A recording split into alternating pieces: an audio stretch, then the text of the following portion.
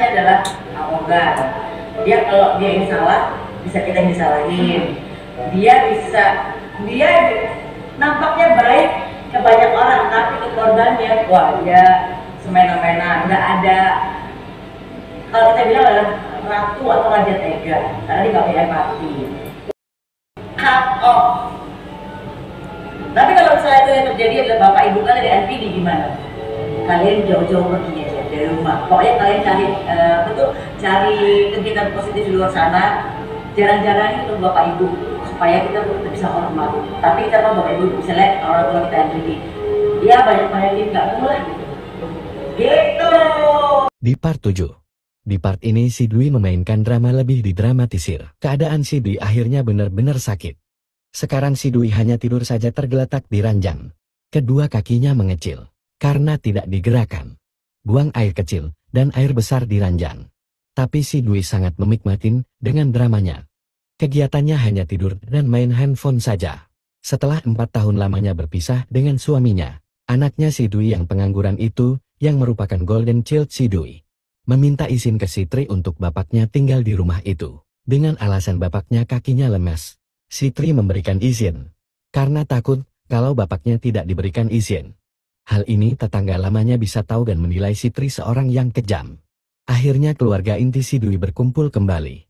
Sungguh kasihan melihat suaminya si Dwi, setiap hari hanya makan sop kentang wortel saja. Kedua anaknya juga tidak peduli dengan keadaan bapaknya, malah membenci melihat kelakuan bapaknya. Kalau si Dwi meminta uang ke anak yang pertama untuk jajan lewat online. Rumah si Catur kembali kosong. Dan si Catur ingin menjual rumah tersebut. Barulah si Catur melihat kembali rumahnya. Catur sangat marah melihat keadaan rumahnya tidak terawat. Dan bangunannya dirombak tanpa izin terlebih dahulu dari si Catur. Di akhir kisah ini, selama si Dwi beneran sakit dan suaminya si Dwi pura-pura sakit, Sitri tidak pernah membawa si Dwi berobat ke rumah sakit padahal dia membangun citra dirinya baik hati suka menolong. Untuk biaya semua keperluan, untuk di rumah tersebut dibantu oleh si Eka. Siapa yang menang? NPD versus psikopat. You pikir NPD galak? Coba adu sama psikopat. Yang satu nyerang pakai drama, yang satu nyerang pakai strategi mati rasa. NPD itu baperan, suka ngatur, butuh validasi. Psikopat kalem, dingin, gak peduli, tapi licik. NPD bakal meledak-ledak, nunjuk, teriak, dan ngancem. Psikopat senyum, tapi diam-diam nusuk dari belakang. NPD bakal capek sendiri. Psikopat diem, tunggu lawan tumbang, baru sikat semua. Siapa yang menang? Psikopat lah. Karena NPD main emosi, psikopat main akhir cerita. Dan you, jangan sampai you jadi pion di tengah kedua monster ini. Ayo, pilih drama queen atau silent killer. Tulis di komen. Ternyata NPD itu nggak suka loh berhadapan dengan kamu ketika kamu punya beberapa hal ini. Jadi coba deh tonton sampai selesai. Ya teman-teman, yang pertama adalah kamu itu terlalu mandiri. Yes, benar banget. NPD nggak terlalu suka orang yang mandiri, karena yang orang mandiri ini itu kan tidak terlalu haus validasi ya.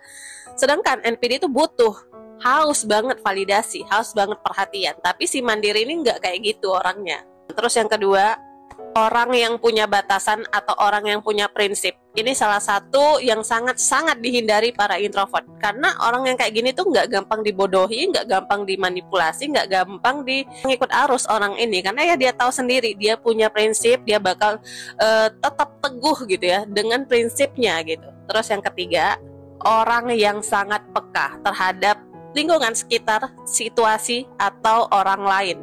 Ini juga sangat-sangat dihindari dan ditakuti mungkin sama si NPD. Kenapa sih? Karena orang yang peka ini kan akan sangat tahu gitu ya, kamu itu manipulatif atau enggak, kamu itu NPD atau enggak, kamu datang ke aku itu karena tujuan apa, maksud apa, itu dia tahu gitu. Ya, jadi si NPD nggak akan tuh mau berteman dengan orang yang sangat peka terhadap situasi tertentu. Ya nggak sih? Kira-kira ini tuh ada di kamu nggak nih teman-teman? Si NPD atau si narsisis akan jarang sekali ngamuk di depan orang lain atau ngamuk kepada orang lain, friend. Seringnya si NPD atau si narsisis itu akan cuman ngamuk ke lo doang, akan cuman marah-marah ke lo doang, akan cuman jahat ke lo doang, friend. Itu karena ada image yang harus dia jaga kalau ke orang lain. Pahamin ini, friend, supaya lo nggak ngerasa bahwa diri lo yang mempunyai masalah, tapi dia yang punya masalah. Oke, friend? Take care. Yo guys, balik lagi bersama saya, tentunya Oke Kevin. Nah, ini masuk ke segmen baru ya, yaitu tentang NPD guys ya. NPD, mungkin kalian penasarannya, NPD itu seperti apa sih? Ya, nah ini ada beberapa pendapat, tentunya ada Bunda Maya juga ya, terkait NPD, dan dia pernah mengalami ya, dengan orang berhadapan, maksudnya berhadapan dengan orang NPD. Nah, kira-kira siapa sih yang dihadapi oleh Bunda Maya ini? Nah, ini tentunya ada juga beberapa komentar terkait NPD oleh komentar netizen tentunya ya. Nah, ini kita lihat seperti apa guys beritanya. Kita tonton bareng-bareng ya, biar kita belajar juga NPD seperti apa sih buat kalian baru tahu atau mau tahu ya. Nah, ini kita lihat seperti apa. You pikir NPD itu selalu menang, selalu punya kontrol. Salah! Ada momen paling pedih buat mereka. Namanya narcissistic collapse. Waduh, collapse. Collapse itu saat si NPD gagal dapat supply. You nggak puji dia lagi, you nggak peduliin dia lagi, you cabut. Dan boom! Dia Drop banget gitu ya. drop kayak baterai lowbat. Biasanya mereka panik, entah jadi korban mendadak atau ngegas cari flying monkey. Flying monkey. Biar buat you kelihatan salah. Intinya dia udah nggak punya panggung. Oh iya. And trust me, narcissistic collapse itu bukan you yang jahat. Itu tanda you sudah keluar dari jebakan. Tuh. You diem, dia runtuh. You cuek, dia panik. You pergi, dia KO. Tuh. Kadang balas dendam terbaik itu cukup dengan nggak ngapa-ngapain. Waduh. Mau buat si NPD atau si narsisis kapok? Lakuin ini. Perhatikan situasi, kondisi, dan jenis NPD atau narsisis lo. Dahulukan keselamatan lo. Yang pertama, nggak ada reaksi atau respon atas semua dramanya. Yang nomor dua, nggak terpancing sama setiap provokasinya. Ingat, setiap narsisis atau NPD pasti butuh excitement. Yang nomor tiga, lakukan emotional detachment atau pelepasan emosi, friend. Yes, semua orang memang nggak ada yang suka dicuekin, friend. Tapi, narsisis atau NPD adalah orang dengan gangguan kepribadian yang sangat membutuhkan validasi, perhatian, dan pujian, friend. Jadi, hal-hal ini akan jauh membuat mereka menjadi kapok. Solusi terbaik, teraman, dan termudah adalah lepas, friend. Kalau memang lo harus berdampingan sama si NPD atau sama si narsisis, cek playlist berdampingan. Take care.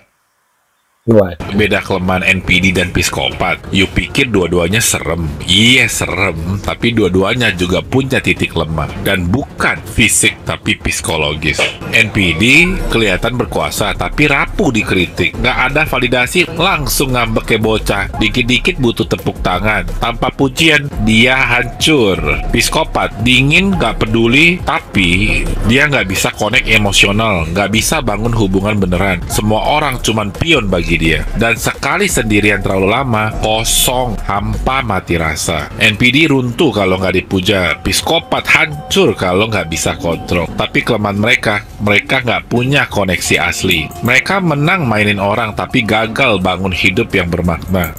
Waduh. Kamu tahu apa yang paling nyakitin buat seorang NPD? Bukan ketika kamu marah, tapi ketika kamu diam dan hilang dari hidupnya.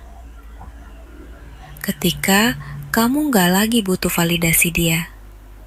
Ketika kamu bisa tertawa tanpa dia tahu kenapa. Ketika kamu bangkit dan dia cuma bisa nonton dari kejauhan. NPD nggak tahan kehilangan kendali. Dan saat kamu jadi versi terbaik dirimu, itulah saat dia benar-benar kalah. Kamu gak perlu balas dendam. Kamu cuma perlu pulih, berdiri tegak, dan lanjut hidupmu. Karena di balik senyum tenangmu, ada satu pesan yang paling menyakitkan buat dia. Aku gak lagi takut padamu. Balas dendam terbaik adalah pulih tanpa permisi.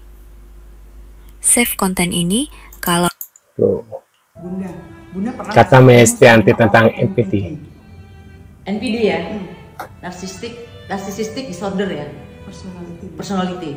Gue pernah dekat sama orang bipolar. Gue pernah bareng sama orang NPD. Wah, NPD itu parah men. Dia ciri-ciri khasnya adalah arogan. Dia kalau dia yang salah bisa kita yang disalahin. Dia nampaknya baik ke banyak orang, tapi ke korbannya, wah dia semena-mena, nggak ada. Kalau kita bilang adalah ratu atau raja tega, karena dia nggak punya empati. Suka hasut nih. Suka ngadu domba, egonya tingkat tinggi. Kalau egonya kena, kita bisa dihabisin. Pokoknya kalian bermasalah sama orang NPD, kita bakal dihabisin. Terus Bun, solusinya kalau kita ketemu sama, terlanjur udah ketemu nih sama orang NPD, Cut off. Tapi kalau misalnya itu yang terjadi adalah bapak ibu kalian yang NPD, gimana? Kalian jauh-jauh pergi aja dari rumah. Pokoknya kalian cari kegiatan positif di luar sana. Jarang-jarang ketemu bapak ibu supaya kita bisa hormat. Tapi kita tahu bapak ibu misalnya orang tua kita NPD, ya banyakin nggak ketemu lah gitu. Gitu. Kira-kira siapa ya yang pernah Bunda Maya ini temui ya? Kan tadi bilang awal dia pernah bersama dengan orang NPD. Kira-kira siapakah? Kalian mungkin bisa menebak ya siapa orangnya ya. Saya nggak bisa menyebutnya ya, mungkin A atau B atau C gitu ya. Mungkin kalian bisa tulis di kolom komentar seperti biasa. Terima kasih sudah hadir dan kita akan bertemu lagi di video selanjutnya. Sehat selalu buat kalian ya. See you guys.